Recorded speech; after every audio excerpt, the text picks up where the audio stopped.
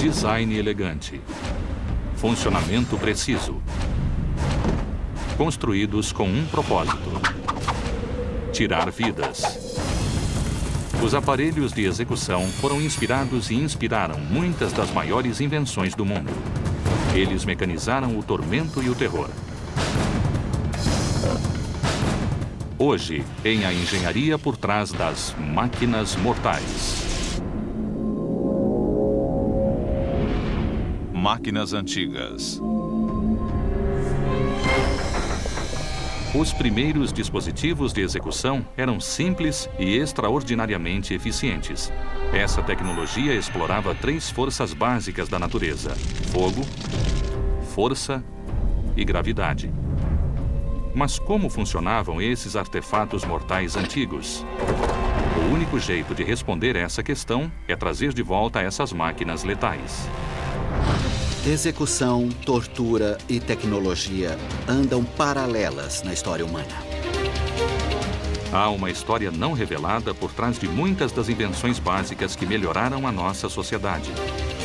Os indivíduos que sofreram execução e tortura, além de mudarem as sociedades à sua volta, acabaram demarcando os pontos onde a história assume uma nova direção. O ano é 570 a.C. As cidades-estados gregas passam por um crescimento incrível sob o rígido controle dos líderes locais chamados tiranos. Esses déspotas promoveram suas cidades com novas tecnologias, mas também ficaram conhecidos por sua crueldade. Aqui na ilha da Sicília, houve o registro de uma das primeiras máquinas mortais da história: o touro de bronze. O conceito do touro de bronze é simples, mas a execução é absolutamente diabólica. Esse dispositivo mortal também é um instrumento musical. O interessante é que ele corresponde a um certo tipo de fascinação que as pessoas têm pela tecnologia ao fazer um objeto inanimado parecer animado. Para os antigos gregos, os touros simbolizavam o poder absoluto. É por isso que os touros, como o Minotauro, são tão predominantes na mitologia. Os primeiros gregos acreditavam num deus com cabeça de touro chamado Moloch, que exigia sacrifício humano. O touro de bronze podia ser um tributo ao antigo culto ao touro e ao sacrifício humano. Eis como funciona. Há uma porta articulada no dorso do touro. Dentro há uma câmara oca onde as vítimas são trancadas. As chamas de uma fogueira ardem sob a barriga do touro. Instintivamente, quando estamos presos num local escuro de onde nós não podemos sair, ocorre o pânico e há uma reação aguda de estresse, taquicardia, o coração dispara, a respiração também acaba ficando mais acelerada, ou seja, nós entramos em pânico, principalmente quando o touro começa a esquentar. Basicamente, o touro de bronze é um forno construído para assar humanos, mas o artefato se torna mais perverso.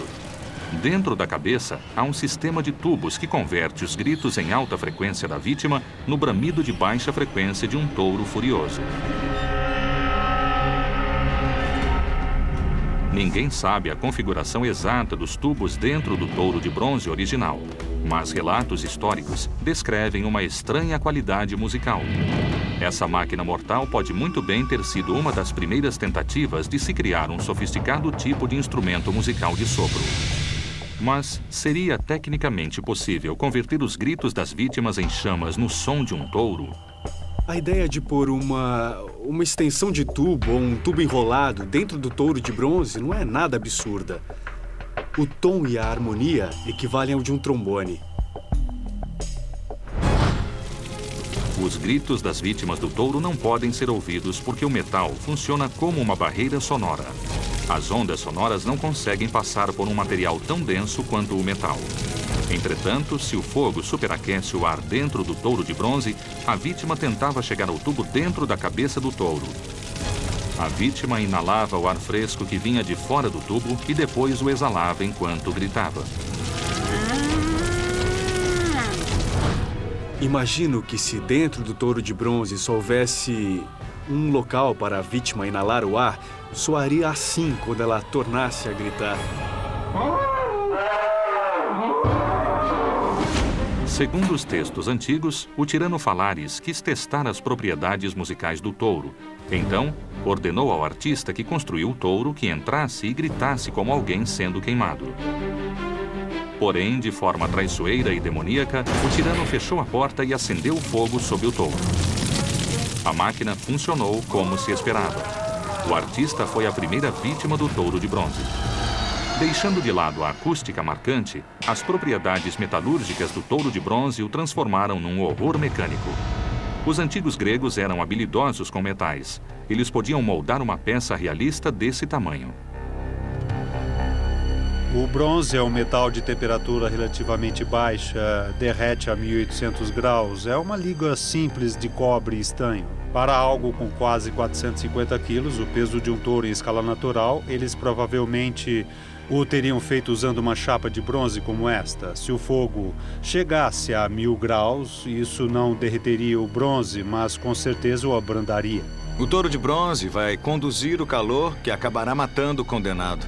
A chama, que arde na parte de baixo, vai aquecê-lo num padrão cilíndrico, dependendo da massa, até chegar no interior. Dependendo do tamanho da chama, ele aquecerá uniformemente. Para entender quão rapidamente o calor passa pelo bronze e chega à carne, o ferreiro Tony Swalton desenvolveu um experimento simples. Construiu uma tigela de bronze e tostou carne de frango. É um metal relativamente leve, mas qualquer um dentro disto não conseguiria sair. Ao ser trabalhado, o bronze endurece quase tanto quanto o aço. Então, vamos testar? A carne do frango simula a carne humana. Vai ajudar a visualizar quão rapidamente o calor é transferido para uma pessoa quando em contato direto com o bronze. Deve estar a pelo menos 800 graus aqui dentro. Dá para ver o calor se formando. Vai ficar avermelhado. Vê como está ficando vermelho? Esta área está vermelha devido ao contato com a chama embaixo. O frango ainda está queimando. É como cozinhar numa frigideira comum. Em contato com a chama direta, o frango pega fogo. O calor, a fumaça e os vapores o sufocariam do lado de dentro e a dor seria horrível. Você queimaria até morrer. Quando a pessoa é posta dentro desse touro de bronze, é como assar um peru no forno. A pele queima por fora e ela desidrata lentamente por dentro, se ficar ali muito tempo. A carne fica muito dura e seca. Só o calor já cozinharia lentamente de dentro para fora. O calor extremo ao redor da vítima resultaria num curto desempenho musical antes que a exaustão pelo calor a neutralizasse. Só podemos especular a rapidez com que o touro de bronze a mataria. Considerando-se o trauma da desidratação extrema, o tempo de sobrevivência é inferior a 10 minutos. Durante 16 anos, o tirano condenou qualquer um que desafiou seu poder a assar dentro do touro de bronze. Segundo a tradição, Falares gostava tanto desse artefato que o usava durante banquetes. Ele convidava as pessoas, ouviam o touro bramir e ele disfarçava o cheiro de carne queimada adicionando ervas aromáticas. Assim parecia mais um incenso no ar do que carne humana queimando. Não faziam isso e se afastavam. Era uma fonte de diversão. Eu não sei que tipo de pessoa poderia gostar disso. É absolutamente cruel, é sádico e muito desumano. Os textos antigos afirmam que o cruel touro de bronze foi lançado no oceano imediatamente após Falares ser destronado em 554 a.C. Mas a tecnologia do touro de bronze persiste atualmente. O som dessa máquina é um terror de uma nota só. Mas, hoje em dia, os instrumentos de sopro podem tocar toda uma gama de notas musicais. Quando as maiores descobertas da espécie humana são catalogadas, a habilidade para controlar o fogo, sem dúvida alguma, ocupa o topo. Embora o fogo tenha melhorado e promovido civilizações, ele também facilitou inúmeras execuções. E não há máquina cruel alimentada pelo fogo tão horrível quanto o Homem de Palha. O ano é 500 a.C. Enquanto a antiga Grécia floresce e o Império Persa desperta, Uma máquina do mal aparentemente mítica inspira medo pela área agora chamada Europa Ocidental. Todo dia 1º de maio, as tribos celtas comemoram a chegada do verão.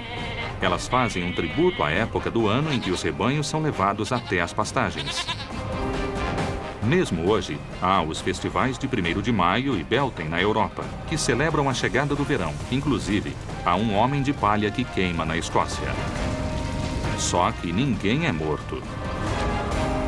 Não foi outro senão o próprio Júlio César quem primeiro documentou, em 58 a.C., o surpreendente ritual de execução pagão. A referência de César em relação a isso é a única menção que temos, não apenas sobre o evento, mas sobre o fato de ele incorporar um elemento de sacrifício. Os antigos celtas amarravam pessoas e animais dentro de cada efígie. Júlio César descreve as vítimas do Homem de Palha como ladrões e prisioneiros de guerra. Esse evento não era somente um sacrifício, também era uma espécie de espetáculo, de show público. Assim como nas festividades, você não quer que os fogos durem só 5 minutos, ninguém queria que a queima do Homem de Palha acabasse em pouco tempo. Ninguém sabe exatamente como os antigos celtas construíram o Homem de Palha, mas o design precisava ser forte o bastante para sustentar o peso das vítimas humanas e dos animais. O objetivo da queima era agradar tanto as divindades celtas quanto os participantes do festival. As chamas, erguendo-se no céu noturno, serviam para fascinar os espectadores. Para obter esse efeito, os celtas envolviam a estrutura com mato e palha altamente inflamáveis. Mas o poder destruidor do fogo poderia fazer ruir rapidamente o Homem de Palha se não houvesse colunas centrais de apoio. Eles cortavam árvores e as usavam como apoio e colunas. É uma forma incrivelmente forte e, além disso, estava disponível. Grandes estruturas, em geral, usam a forma cilíndrica, mas atualmente nós usamos a viga quadrada. É mais fácil de se construir e trabalhar com ela do que com um cilindro. Nas garagens de concreto, nós veremos ou um cilindro ou uma viga quadrada suportando as cargas de compressão. Se puser uma carga sobre este cilindro, terá uma força igual e oposta atuando dos dois lados. É a área da viga que sustenta a carga. A espessura total de cada perna determina o peso que o Homem de Palha pode sustentar. Pernas com diâmetros maiores também impedem que a estrutura desmorone num monte ardente quando envolvida pelas chamas. Em geral, quanto mais grossas as colunas que sustentam o torso, mais tempo a estrutura permanece ereta. Os antigos celtas não dispunham de técnicas de carpintaria avançadas o bastante para construir colunas quadradas. Então prendiam os membros feitos com árvores, com ramos entrelaçados, gerando colunas cilíndricas. Embora essa réplica moderna use pregos, ela se apoia nos mesmos princípios básicos de engenharia para sustentar o peso longe do solo. Nós estamos correndo para terminar de construir isto antes do pôr do sol, para poder imitar o que faziam antigamente e queimá-lo à noite. Vamos recobrir toda a estrutura com palha e ela vai servir para iniciar o fogo. A palha funciona muito bem porque incendeia facilmente e, depois disso, ela transfere as chamas para a madeira. Mas, para os infelizes amarrados em seu interior, o avanço rápido do fogo significava uma morte agonizante. A rapidez do fogo e o tempo que leva para destruir a estrutura são alvos de debate. Apesar do calor, não era uma morte rápida, pois havia dor devido às queimaduras, lesões devido à inalação da fumaça, a traqueia inchava. Basicamente, o fogo secava a pessoa de dentro para fora. Do ponto de vista médico, era uma das formas mais dolorosas de ser morto. O fogo vai começar a afetar a madeira de dentro para fora. Sempre que nós fazemos uma coluna ou uma viga estrutural, o lado externo é a parte mais forte, é o que sustenta a carga. O lado interno é o acesso neutro. É por isso que nós podemos perfurar uma viga sem afetar sua integridade estrutural, desde que seja no centro da viga. Olhem o Rude, por exemplo. A estrutura aguenta o peso dele, apesar de ter pouca madeira. Diferentemente das estruturas feitas para os festivais modernos do gênero, essa réplica de quase 7 metros tem espaço para 3 formas humanoides. A questão agora é ver quanto tempo o fogo levará para consumir o Homem de Palha.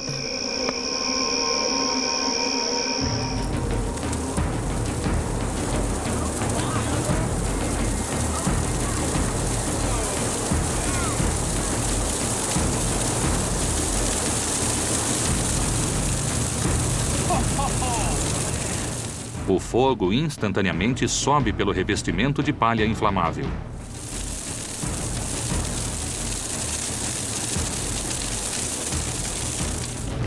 O inferno alcança as vítimas.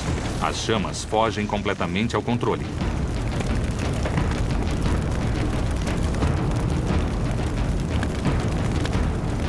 Após queimar o revestimento externo, o fogo consome a estrutura.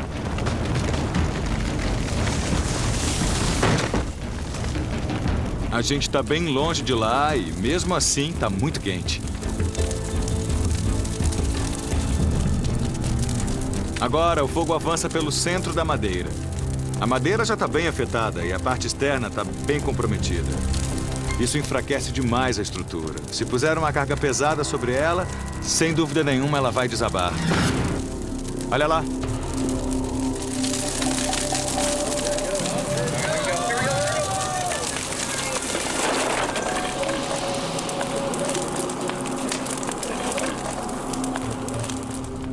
É interessante notar que a força da gravidade e o peso do braço agiram fazendo com que a estrutura tombasse para o lado oposto. Em vez de ruir do lado em que as vigas caíram, o peso do braço fez com que se deslocasse para o outro lado.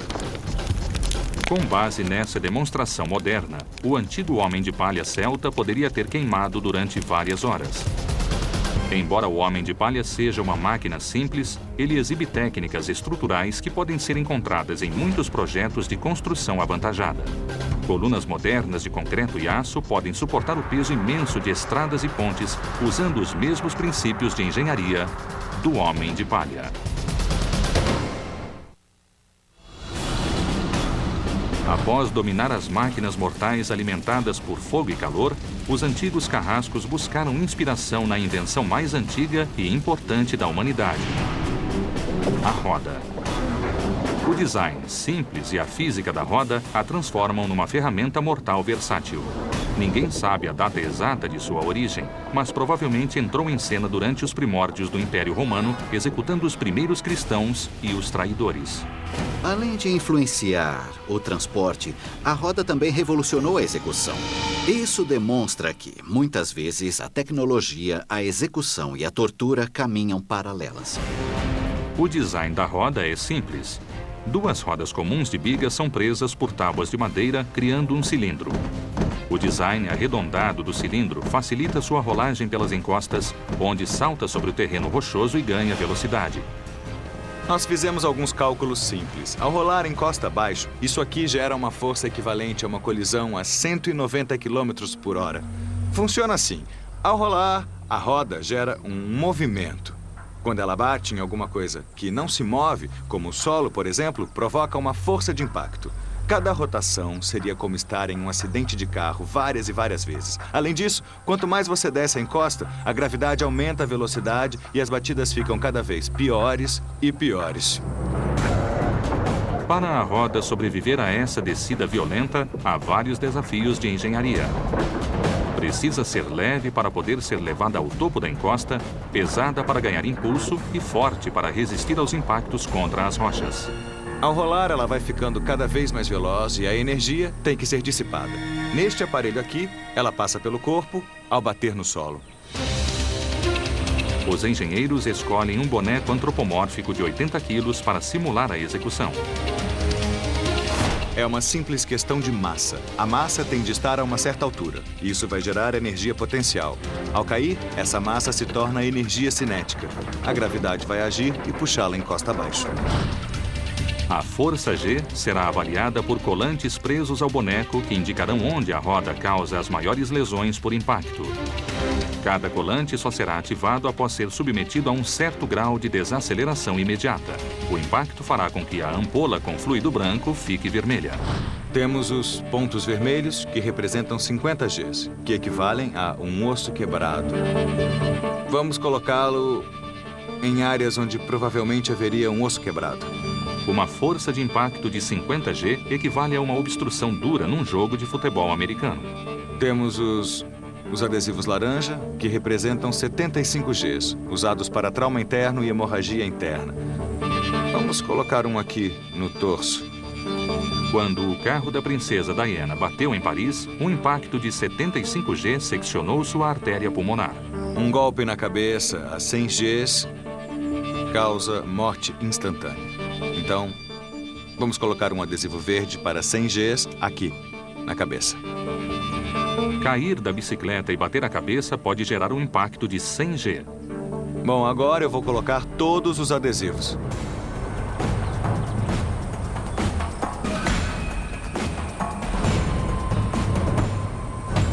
Ele está numa posição muito vulnerável. A postura normal de proteção seria curvar o corpo na posição fetal.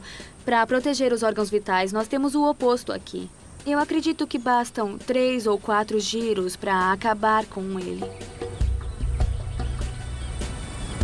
É bom que hajam adesivos na cabeça, porque um impacto severo em qualquer parte da cabeça poderia ser fatal. Contudo, repare que é o rosto dele que vai bater primeiro. Eu acho que deveria haver um adesivo diretamente sobre o rosto.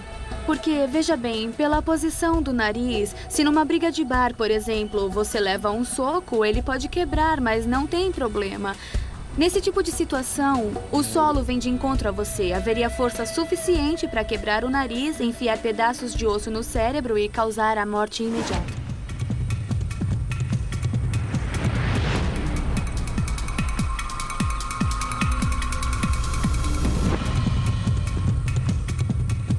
Estamos amarrando o boneco na roda, virado para cima. Já vamos soltá-lo e ver o que acontece.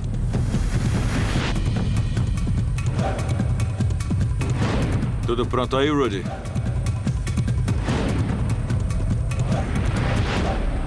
Três, 2, 1.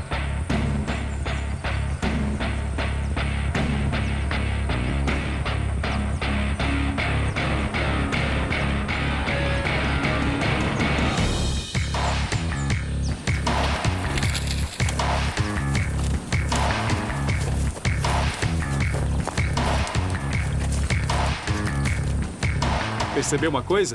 Ele bate com a cabeça no chão todas as vezes. Deve doer, hein? É, deve doer bastante. É, bastante. Vamos dar uma olhada.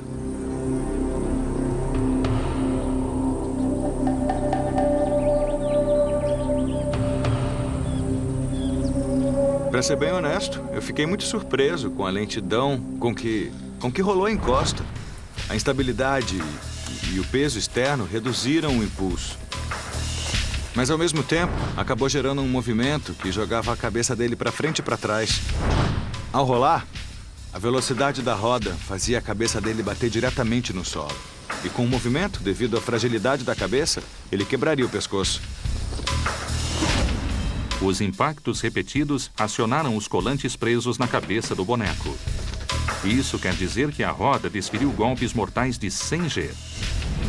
A descida também acionou os colantes de 75 G presos no peito. E isso significa lesões mortais com ruptura de órgãos. Com base nesses resultados, a morte teria ocorrido rapidamente, quase de forma imediata para alguém condenado à roda.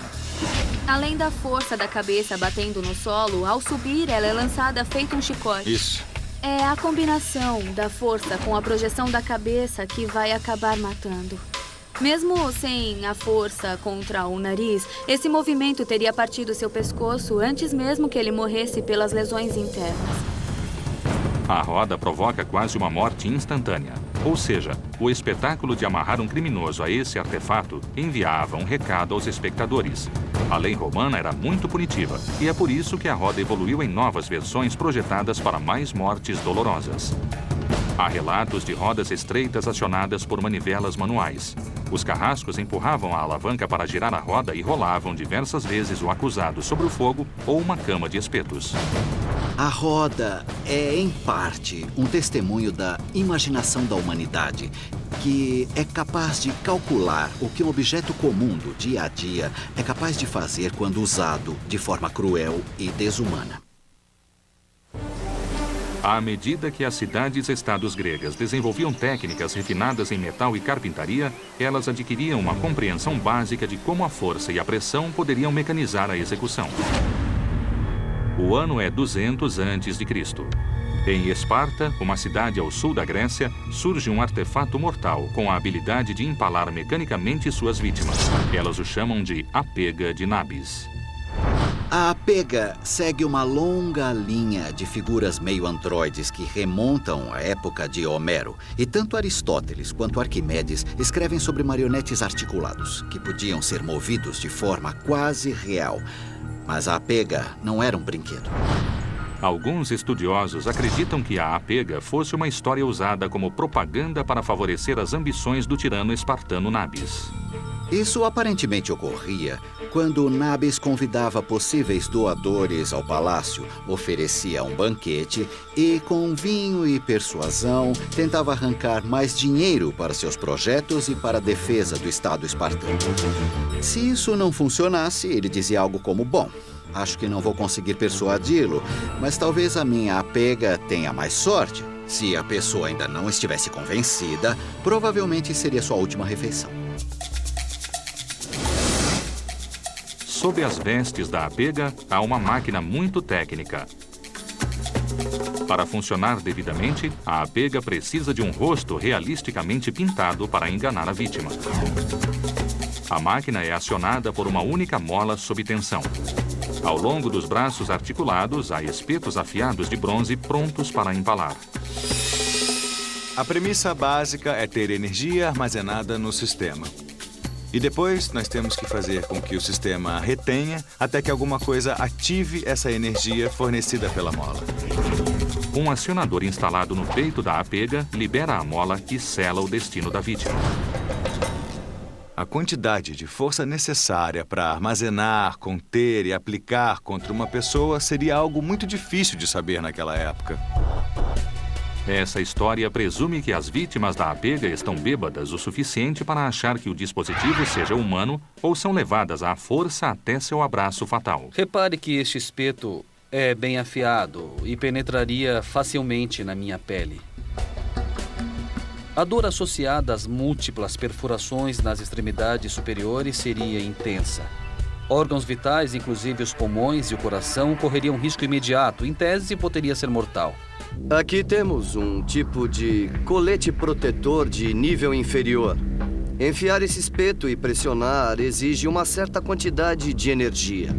Agora temos um bastão com um espeto similar à Apega. Eu usarei a mesma quantidade de energia, porém tudo vai se concentrar aqui.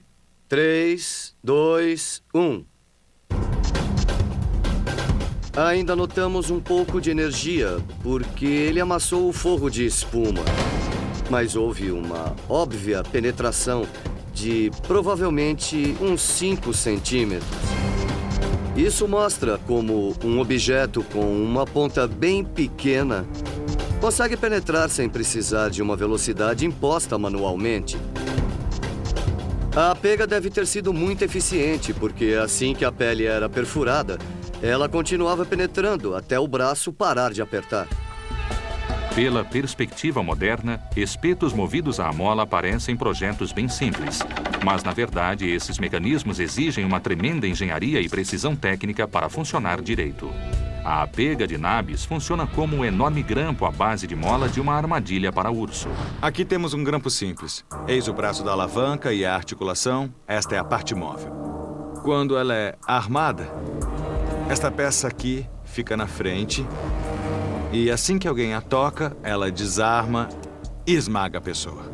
Se você tentar inverter o processo e quiser abrir a parte menor, você vai ver que é muito mais difícil. A vantagem mecânica está na parte de trás dos braços. Instalar uma mola grande o bastante para acionar os braços da Apega exige muita energia. O engenheiro resolveu esse problema construindo longos braços de alavanca para tensionar a mola. Precisaram usar materiais bem primitivos. E o mecanismo do braço de alavanca que aperta e perfura alguém é um problema bem difícil. Se usar um pedaço de madeira curva, como de um arco e flecha, ele poderia ser posto entre dois braços de alavanca, projetados e ligados a uma mola. Para enganar uma vítima fazendo com que acreditasse que a pega fosse real, seria preciso ocultar os braços de alavanca extra longos construídos em suas costas. A pega teria de ficar contra uma parede com o mecanismo da mola escondido do outro lado. Seria ficção científica para a época. Haveria tantos dispositivos mecânicos para fazê-la funcionar direito que seria difícil enganar alguém. Seria meio irreal alguém conseguir criar um mecanismo de grampo como esse só para prender alguém em espetos. Naquela época, a mola teria de ser capaz de conter muito peso, porque a pessoa que ficasse presa reagiria e tentaria afastar os braços. E a menos que a mola fosse grande o bastante para conter essa energia ao ser destravada, isso não funcionaria. Embora a pega pareça além da imaginação, os gregos eram extremamente engenhosos e os tiranos mais ainda quando queriam fazer a tecnologia funcionar de uma forma cruel. Nossa próxima máquina mortal parece extraordinariamente similar a um dos símbolos religiosos mais poderosos do mundo, a cruz. A cruz do cristianismo evoluiu do crucifixo romano, uma máquina de execução reservada para estrangeiros e criminosos comuns. Atualmente, nas Filipinas, uma seita cristã trouxe de volta as antigas técnicas romanas de crucificação. Eles tentam provar sua devoção religiosa durante o culto da Sexta-feira Santa. Essas crucificações modernas são monitoradas de perto para minimizar a dor e o desconforto. Mas o fato é que essas crucificações são torturantes.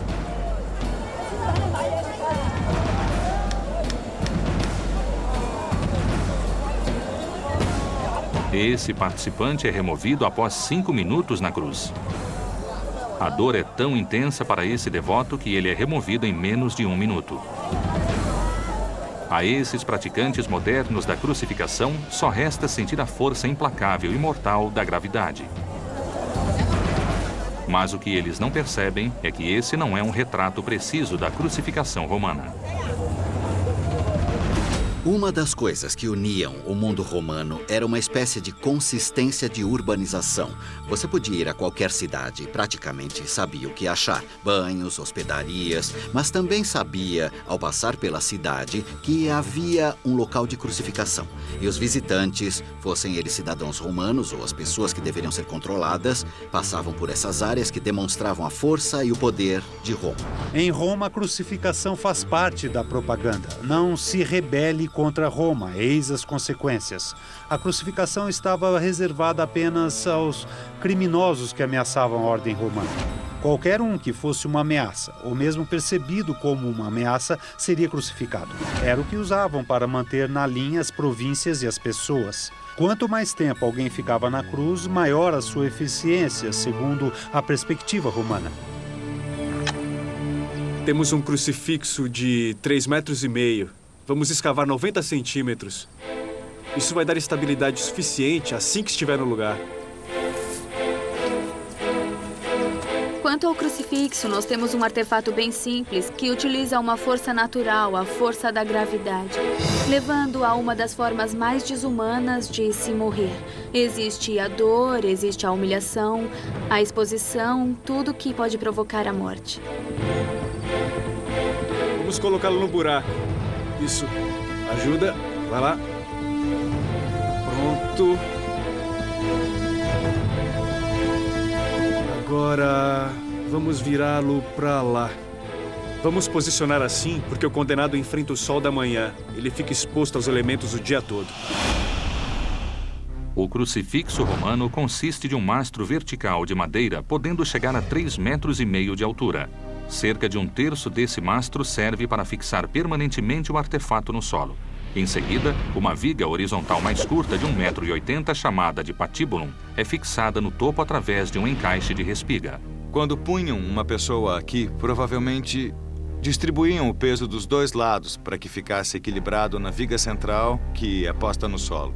Tudo isso envolvia a construção de uma estrutura considerável. Basicamente, o mastro vertical recebe todo o peso, não só da pessoa sobre ele, mas também o peso da viga que vai em cima. A estrutura do crucifixo não contém partes móveis até a vítima ser presa a ele. Então, a gravidade faz todo o serviço à medida que a vítima, lenta e dolorosamente, se funde com a máquina. Os braços, devido ao ângulo, vão suportar o dobro do peso em relação à posição vertical. Isso acontece por causa do ângulo do T onde a pessoa foi colocada. É como na ginástica. Você pode ficar pendurado nas argolas o dia inteiro, mas ao fazer o crucifixo é quase impossível manter a posição. No local da crucificação, uma corda prende os braços estendidos da vítima na viga horizontal. Os soldados romanos introduzem espetos de metal de 22 centímetros através de arruelas de oliveira nas mãos ou pulsos, unindo permanentemente homem e aparelho. A maioria das cruzes romanas tinha a forma da letra tal, ou seja, do T maiúsculo, e não na forma do T latino, ao qual estamos acostumados, especialmente no Ocidente, quando pensamos na cruz. A razão para isso é que, ao tentar erguer a vítima sobre a cruz, caso já tivesse sido pregada no solo ao patíbulo, isto é, a viga horizontal, só seria preciso içá-la, encaixá-la lá em cima e pronto. Ou seja, a viga principal vertical permanece no solo para outras crucificações. Só a viga horizontal do alto sai da área de crucificação. Isso transforma o crucifixo numa máquina de execução incrivelmente econômica. Os cientistas divergem quanto às partes do braço que suportam os pregos. Estudos recentes indicam que o espaço entre os ossos cúbito e rádio no pulso é o jeito mais eficiente de fixar uma vítima ao crucifixo. O grande problema aqui é a possibilidade de acertar uma artéria e a vítima morrer depressa demais. O que muitos estudiosos acham é que a mão estava amarrada com uma corda e, para maximizar a dor, eles perfuravam a mão. Mas se não houvesse as cordas, só o prego na mão, havia a possibilidade de alguém rasgar a mão, tirando-a do prego e descer da cruz. Talvez a parte mais cruel da crucificação seja a inserção de pregos de ferro nos pés. A imensa dor imposta pelos ferimentos não é tão pérfida, e sim, ironicamente, o alívio temporário que eles dão ao acusado. Uma das teorias mais populares sobre a morte no crucifixo é que se morre por asfixia. Ao ficar pendurado, o diafragma é tão comprimido que se inala o ar, mas não o exala. A vítima, instintivamente, tenta elevar os pulmões para exalar, erguendo-se contra os pregos de ferro nos pés. É uma tentativa de aliviar o diafragma da opressão da gravidade. Mas a pressão contra os pregos reativa os nervos lesionados dos pés e das mãos numa explosão de dor.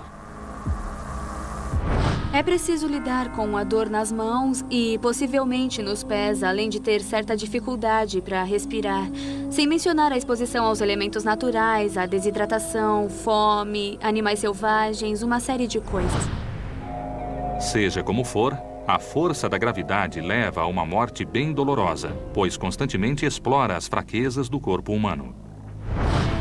Para grande parte do mundo moderno, o que começou como um artefato infernal de tormento, agora serve como símbolo humilde da devoção religiosa.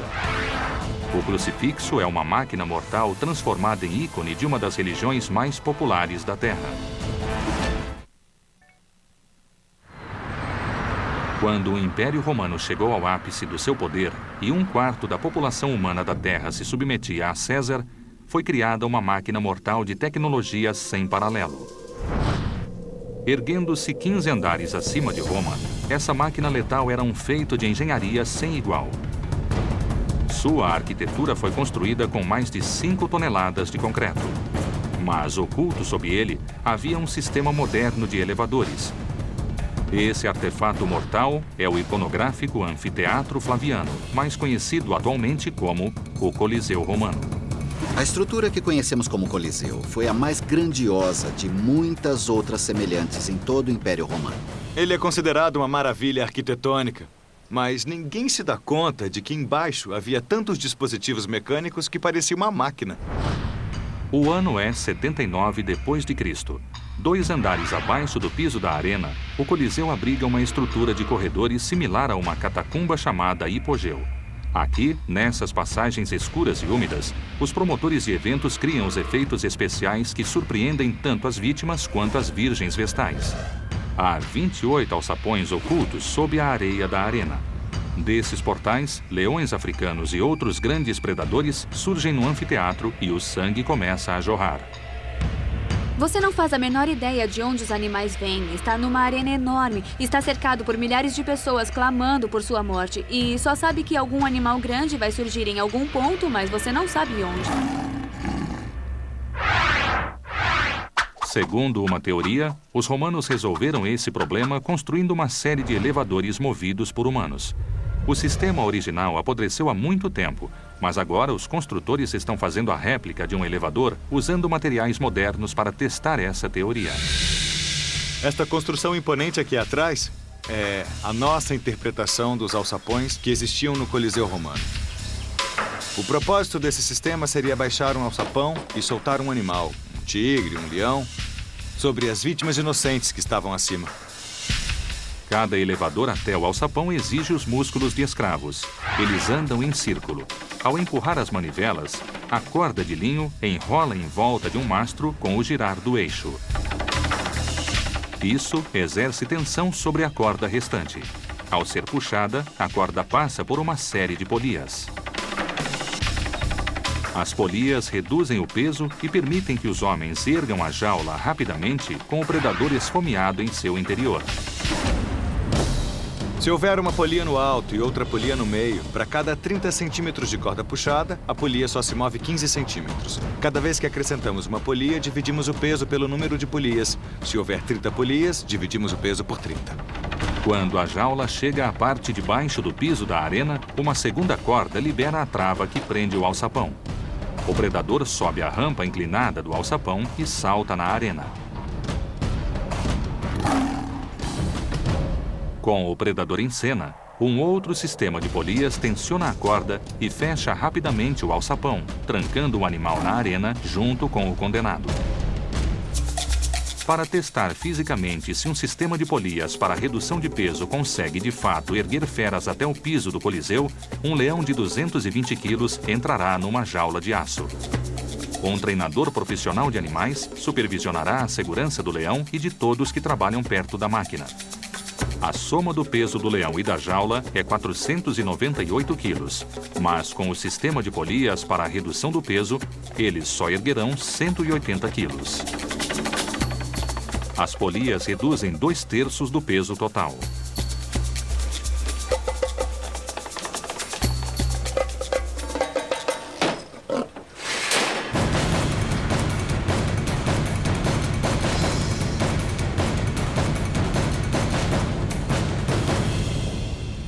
Durante séculos, milhares de animais abasteceram o mecanismo do Coliseu, mas o número absoluto de baixas humanas pode ser apenas estimado.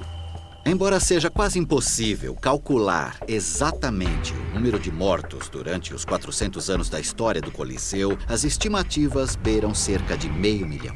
Esse número torna o Coliseu numa das máquinas mortais mais destruidoras da história. Como máquina de execução, o Coliseu era perfeito porque utilizava a pura força animal. Porém, mesmo após sua estrutura ser afetada pela ação destruidora do tempo e pelos terremotos, a tecnologia do Coliseu ajudou a promover a civilização. É um sistema bem similar ao do elevador moderno que nós usamos diariamente. Hoje temos elevadores que funcionam de modo similar aos do hipogeu. Só que agora, quando as portas se abrem, é improvável que uma fera enraivecida salte deles.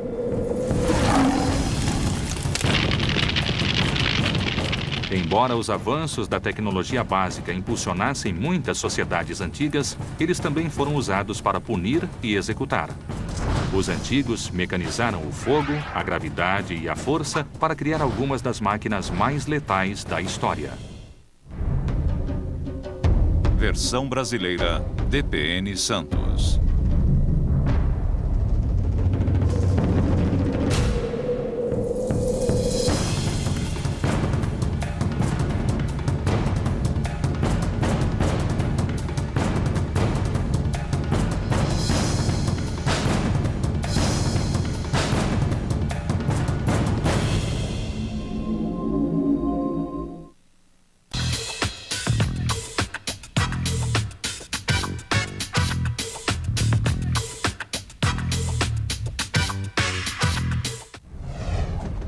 Design elegante. Função precisa. Feito com um propósito: tirar vidas. Os mecanismos de execução se originaram de, bem como inspiraram muitas das grandes invenções do mundo. Ele mecanizou o tormento